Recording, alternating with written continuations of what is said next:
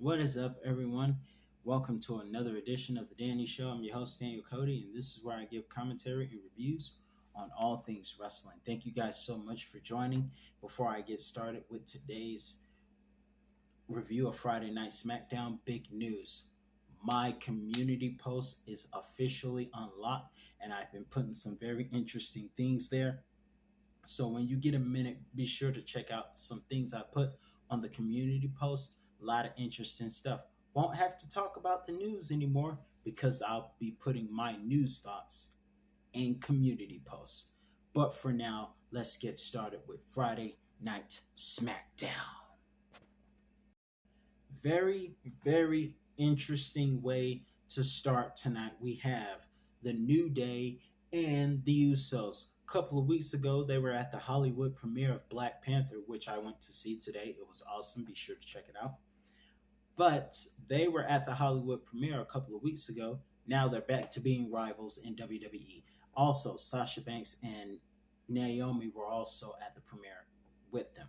Awesome time. But tonight, we got Friday Night SmackDown, and thank you to the veterans. Happy Veterans Day to all the soldiers who have risked themselves fighting for freedom. So we have a great, pretty good match between the Usos and the New Day tonight. I was very surprised. We saw Kofi get isolated, and I was very surprised when Xavier Woods kicked out of that double Uso splash. And of course, the New Day was not without their offense as they went for the midnight hour on both twins, but it was broken up by Jimmy Uso when they tried to pin Jay. One thing about the ending that was amazing, with all due respect to the Dudley boys, I have never seen the Dudleys catch someone in midair for 3D like they did Xavier Woods tonight on that 1D. I've seen them do a special 3D to the Big Show where the Big Show was caught on the second rope on an episode of SmackDown many years ago, but nothing like that. Nonetheless, the Usos win and will break the New Day's record. And we also saw tonight in the World Cup, we have Santos Escobar and Shinsuke Nakamura. Shinsuke makes me miss Pat McAfee on SmackDown because him dancing to Shinsuke's entrance was awesome. And I know he enjoyed WrestleMania 34 entrance. That was incredible. My favorite Shinsuke entrance. Nonetheless, not a good night for Shinsuke because after fighting off all members of Legado del Fantasma, I know I said that wrong. Bear with me, I'm trying. But despite fighting off all members with the exception of Zelina Vega, Santos Escobar was able to defeat Shinsuke in advance. Also, in short segments, we have LA Knight doing an interview while the screen was acting up and Bray Wyatt was pranking him. Then he comes in and talks about how to get respect and earn it. LA Knight, not hearing it, doesn't care, disrespects Bray Wyatt, and gets headbutt for his troubles. The only thing I got to say about tonight's SmackDown is I want more Bray Wyatt. I want more Bray Wyatt tonight. But in any event, speaking of people with a dark side, I'm really interested in this new Liv Morgan attitude. Her, Sonya, Raquel, Lacey Evans, Xia Li, and Shotzi Blackheart. Xia Li, I don't think Triple H or the booking system knows what to do with them as of yet. But for now, it was a six-pack challenge. Liv did a good showing tonight, but there was a moment where she was attempting a crossbody. I don't know if Raquel was supposed to go through the table. Some people think that move was botched, which is a wrestling word for wrestling bloopers, which is something gone wrong. Either way, no one went through the table. Nonetheless, Shotzi Blackheart won the match, and when she went backstage, she was greeted with Emma, who apparently has a crush on Magic Mike Moss. I used to call him Magic Mike Moss when he was a heel because of the suspenders and the fact that Madcap Moss is not funny. Nonetheless, Emma has a crush on Magic Mike Moss, and I bet Emma wishes that Madcap was on the Magic Mike dance team with Shannon Tatum and Kevin Nash.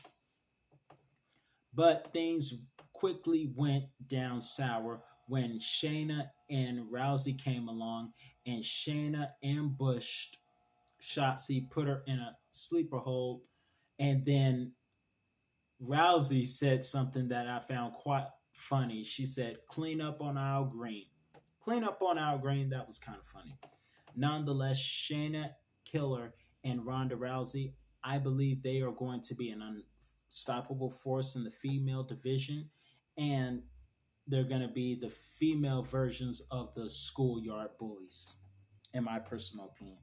Even though the last thing Rousey would want to do is teach her child to be a bully. Not a good thing. Teach her Dragon Tales, because the last time I saw Rousey playing video games, she was singing about Dragon Tales, which was funny to me. Also, Jinder Mahal is back. What do you get in return for your What do you get as a reward for your return, Jinder? These hands. Jinder's reaction to Braun Strowman's music hitting was priceless, but it will never beat Mansoor and Mace. Ever. It'll never beat that. In short fashion, Braun Strowman defeated Jinder with a monster bomb and went on. Also, I don't know where it was, but Wade Barrett might have said something that he probably should not have said. I believe it was during a moment where was it? Where was it? It was during the six pack challenge where he said something about not being weird. He's completely straight. I don't think Wade should have said that. I know he worships the ground Mandy Rose walks on, but it's a different time. Just be careful. But I don't think he's going to get in too much trouble. But I'm just saying, be careful. Different times. Also, in short matter, it's supposed to be Zelina Vega versus BFAB, but instead the Raiders return and wreck the Santos Alliance, as well as Hit Row. And as predicted, Sarah Logan was a part of the Raiders, because in real life, Sarah Logan and Eric Ivar are together. So, no, Eric. Eric and Sarah are together, married in real life. So, they're together. And I knew it was Sarah behind those vignettes that have been coming on SmackDown recently. So, we got to see what happens next with them. Let's talk about what happened at the end of the show. So, for 803 days, Roman Reigns has been heavyweight champion, and he comes out, and before he can say too much, first of all, Paul Heyman disses Indianapolis like The Rock did in 2003. Finally, The Rock has come back to Indiana. Who gives a crap? We do. You remember that? He literally had to ask the people if they wanted The Rock to turn heel. You remember that? That was interesting.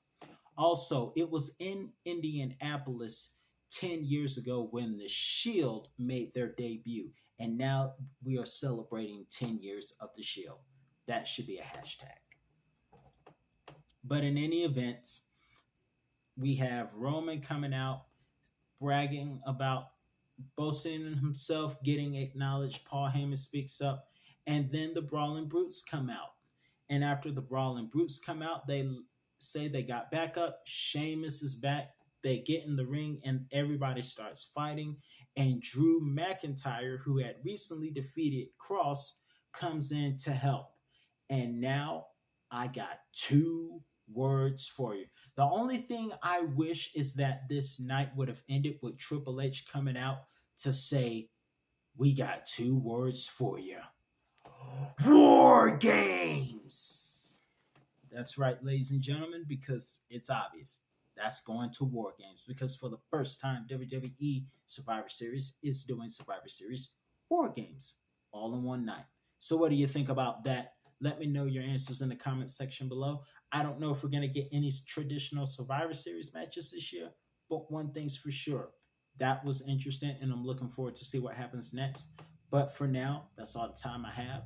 I'm your host, Daniel Cody, and I'll be back with another review on all things wrestling.